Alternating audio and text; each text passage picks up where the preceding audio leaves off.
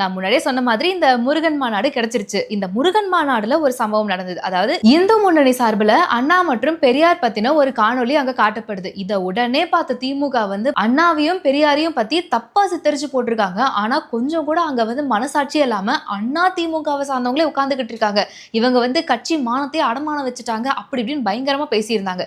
இந்த ஒரு காணொளிக்கு எதிர்ப்பு தெரிவிச்சு அதிமுக முன்னாள் அமைச்சர்கள் பல பேரு, முன்னாள் முதலமைச்சரான ஓ பன்னீர்செல்வம் அவர்கள்னு நிறைய பேரு பயங்கர கண்டனத்தை தெரிவிச்சிருந்தாங்க. உடனே திமுகக்கு ஒரு லட்டு கிடைச்ச மாதிரி ஆயிடுச்சு. பாருங்க, கூட்டணிக்குள்ளே ஒத்துமை இல்ல, இவங்களுக்குள்ளே இவங்க அடிச்சுக்கிறாங்க. சோ இது வந்து ஒரு பலமான கூட்டணியா இருக்க வாய்ப்பே இல்ல அப்படின்னு சொல்லி என்னென்ன தப்பான நரேட்டிவ் செட் பண்ண முடியுமோ அது எல்லாத்தையும் மக்களுக்கு மத்தியில பரப்பிக்கிட்டு இருக்காங்க. இது எல்லாத்துக்கும் சேர்த்து பதிலடி தர விதமா இன்னைக்கு மத்திய உள்துறை அமைச்சரான அமித்ஷா அவர்கள் 2 பத்திரிகைக்கு பேட்டி கொடுத்திருக்காரு. அதுல அவர் தெளிவா ஒரு சில விஷயங்களை குறிப்பிட்டிருக்காரு.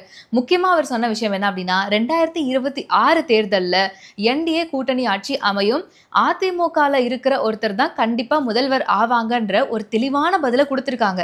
சரி, ஓகேங்க, இப்போ தாவேகா வந்து உங்க கூட்டணியில இணைவாங்களா அப்படின்னு கேட்டதுக்கு இன்னும் எலெக்ஷனுக்கு போதுமான காலம் இருக்கு, அதனால அதை பத்தி வந்து ஃபியூச்சர்ல டிஸ்கஸ் பண்ணலாம் அப்படின்னு சொல்லியிருக்காங்க.